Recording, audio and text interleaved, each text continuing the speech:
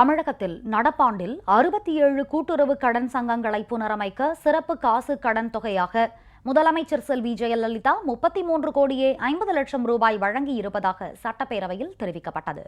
கடந்த ஆண்டில் இதேபோன்று 36 கோடி ரூபாய் வழங்கப்பட்டு 72 கூட்டுறவு கடன் சங்கங்கள் தற்போது சீரமைக்கப்பட்டுள்ளதாகவும் தெரிவிக்கப்பட்டது.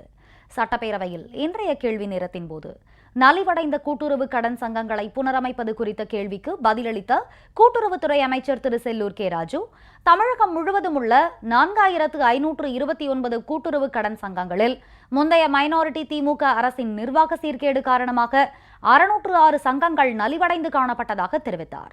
முதலமைச்சர் செல்வி ஜெயலலிதா 3வது முறையாக ஆட்சி பொறுப்பேற்று சிறப்பான நிர்வாகத்திறன் மேற்கொண்டதன் பயனாக நலிவடைந்த சங்கங்கள் அனைத்திற்கும் தலா 50 லட்சம் ரூபாய் வீதம் சிறப்பு காசு கடன் வழங்கப்பட்டு தற்போது அனைத்து கூட்டுறவு கடன் சங்கங்களும் லாபம் ஈட்டும் நிலையை எட்டியிருப்பதாக அவர் தெரிவித்தார். மாண்புமிகு அம்மா அவர்கள் 3வது முறையாக ஆட்சி பொறுப்பேற்ற போது எடுத்த சீரிய முயற்சியின் காரணமாக முதல் 2 ஆண்டுகளிலேயே 467 சங்கங்களின் செயல்பாடுகள் மேம்பாடு அடைந்தன.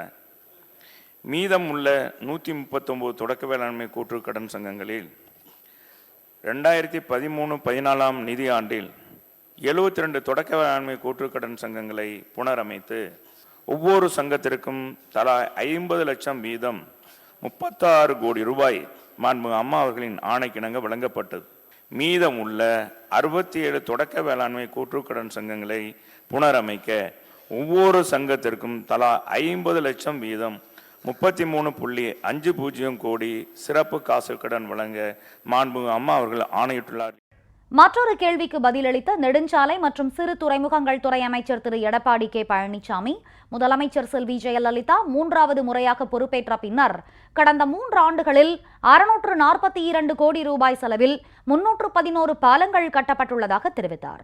நடப்பாண்டில் 100 பாலங்கள் கட்டுவதற்கு முதலமைச்சர் செல்வி ஜெயலலிதா 300 கோடி ரூபாய் நிதியை ஒதுக்கீடு செய்து பல இடங்களில் பாலங்கள் கட்டும் பணி தொடங்கியிருப்பதாக அவர் குறிப்பிட்டார்.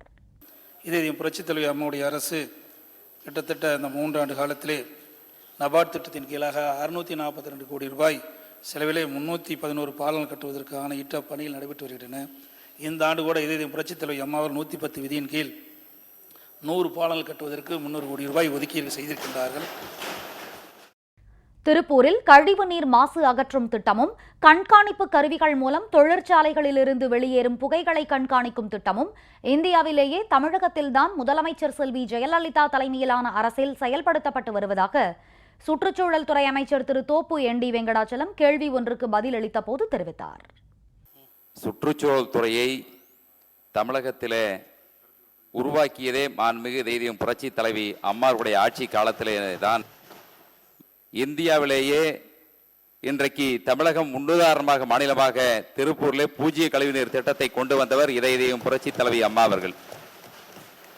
அதே போல தொழிற்சாலைகளில் இருந்து வரக்கூடிய அந்த புகைகளினுடைய மாசுக்களை கண்காணிப்பதற்காக இன்றைக்கு இஎஸ்பி என்று சொல்லக்கூடிய அந்த கருவிகளை பொருத்தி தமிழ்நாடு மாசு கட்டுப்பாட்டு வாரியத்தின் மூலமாக அன்றாடம் மாசுக்களை புகைகளை கண்காணிக்கக்கூடிய திட்டம் இந்தியாவிலேயே தமிழகத்திலே மட்டும்தான் புரட்சி தலைவி அம்மாவுடைய தலைமையிலே இயங்குகிற மாசு கட்டுப்பாட்டு வாரியம் செயல்படுத்தப்பட்டு வருகிறது.